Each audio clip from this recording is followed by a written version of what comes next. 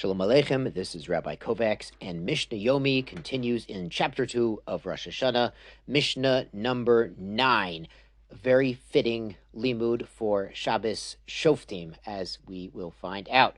So in Mishnah Tes, we're continuing this saga. We're going to find out today, it turned into a saga about when Rabban Gamliel accepted two witnesses about the moon, even though there were some discrepancies and some oddities in their testimony, because he relied on his own calculation, not just the testimony. And parts of the testimony could be ignored as obviously inaccurate, while other parts he could accept. Now, at that time, Rabbi Dosa ben Harkinis disagreed with this psak, and Rabbi Yeshua also disagreed with Rabban Gamliel. So now let's pick up in Mishnah 9. Shalach lo Rabban Gamliel. Rabban Gamliel sent a message to Rabbi Yehoshua. Gozroni alecha, I'm making a gezerah, a decree upon you, shetavo etzli, that you come to me. They weren't living in the same town. B'mokelcha, with your walking stick. B'motecha, with your wallet, your money belt. B'yom kippurim shechaliyot becheshbonech, on your Yom Kippur. So what was going on is, since Rabban Gamliel accepted the testimony, it was already Rosh Chodesh Tishrei, and Yom Kippur would be 10 days later. But Rabbi Yeshua had not accepted this testimony, or he publicly said he was disagreeing with this psak, so his Rosh Chodesh wouldn't be until the following day, and his Yom Kippur would be a day after Rabban Gamliel's Yom Kippur. So effectively, Rabban Gamliel is ordering Rabbi Yehoshua, who we'll see is actually older and wiser than him, to appear publicly to be not following all the strictures of Yom Kippur, even though he thinks that day is Yom Kippur. So Halach mitzah Rabbi Akiva Meitzer. So Rabbi Akiva went to Rabbi Yeshua and found him. He was very upset. Amar lo. So Rabbi Akiva tries to give him perspective.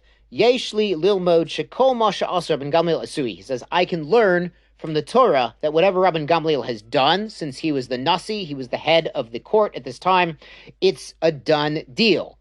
Meaning, even if it's a mistake, even if he should really have not accepted this testimony, since the court already declared Rosh Chodesh on the day, according to Rabban Gamliel, that was Mamish Rosh Chodesh, and they should follow that calendar. Shenemar, and Bikiva bases this on the verse, Eile Moadei Hashem Mikrei Kodesh. These are the festivals of Hashem, the holy callings, Asher Tigru Otam, that you will proclaim them. Now, the words you will proclaim them are extra. Bein bizmonon, bein shelo bizmonon, whether they're in the proper time, the moon was really there, or not in the proper time. Ein li moadot ela elu. We only have these festivals based on the Rosh Chodesh that the Beis Din, the High Court, has proclaimed. So Rabbi Akiva, we see, is trying to encourage Rabbi Yeshua to accept the authority of the court, even when they make a mistake. Balo etzel Rabbi Dosa ben Harkinis. Rabbi Yeshua goes to Rabbi Dosa, who had also disagreed with accepting the witnesses. Amar lo, and he said to him, Im bain anu ladun achar beit dinu shel Rabban Gamliel. So Rabbi Dosa is saying to Rabbi Yeshua, if we come to challenge Rabban Gamliel, tzrichin anu ladun achar kol beit din uveit din she'amad mimot Moshe ad achshav. We would have to challenge every court that ever stood from the days of Moshe Rabbeinu until now. And he also brings the scriptural source. Shenemar, Vayal Moshe ve'Aharon, Nadav v'Yehu, Shivim Ziknei Yisrael. So it says in Exodus that Moshe and Aharon and Nadav and Avihu and the 70 elders, they all went up the mountain. V'lama lo nitzparshu shmotan shel zakenim. So why doesn't the Torah list the names of the 70 sages who were also on this high court? This teaches us that every 3 judges, Sha'amdu Beit Din, all Yisrael, that become an official court over Am Yisrael to judge them and make halachic reality, Harehu Keveit Dino Shel Moshe. They have the same chashivas, the same importance and authority as the original court of Moshe Rabbeinu and those 70 elders.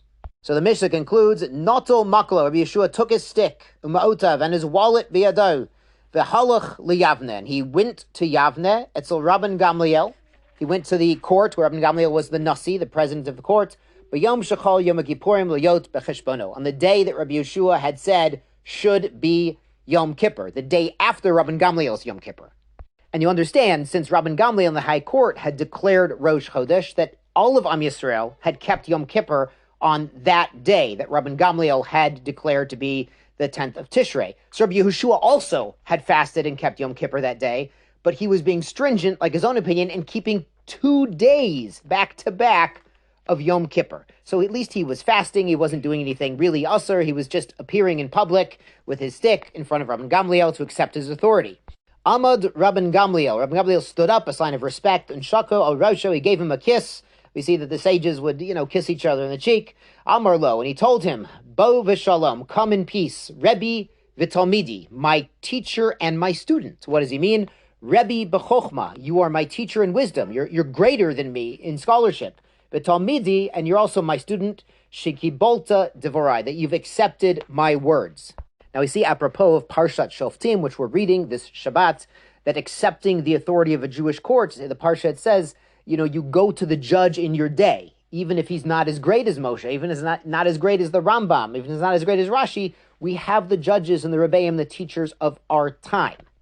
Another important thing, if you study history, you'll realize this was only a few years after the Churban, and it's really hard to overstate the importance of this event in this Mishnah. This particular Mishnah is recorded in Shas, in Mishnayot.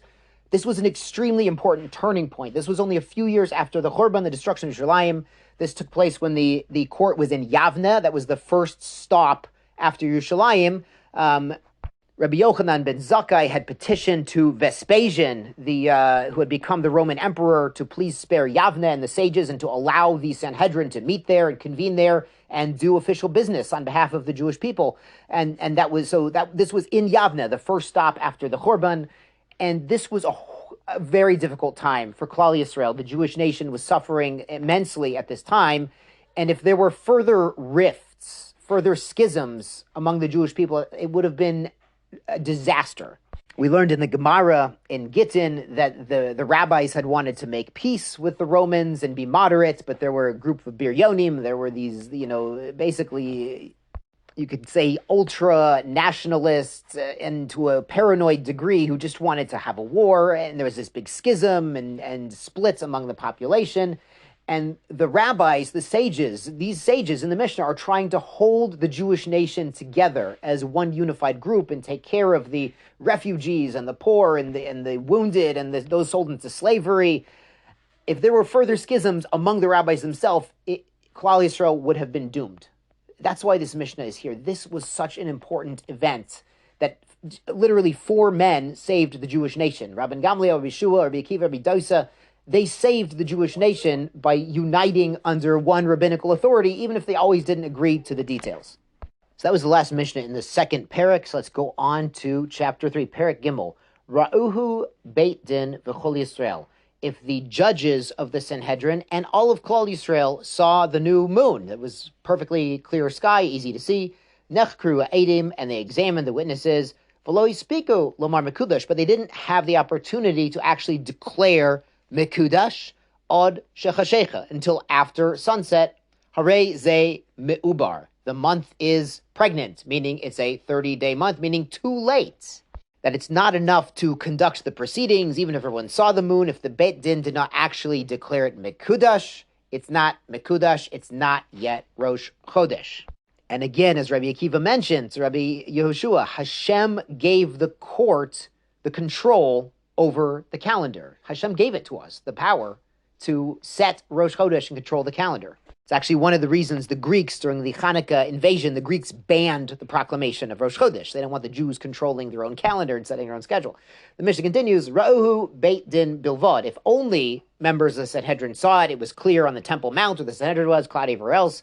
Yamdu Shnayim, so 2 of them should get up as witnesses, Vaye'idu, testify, Bifneim, in front of everyone else.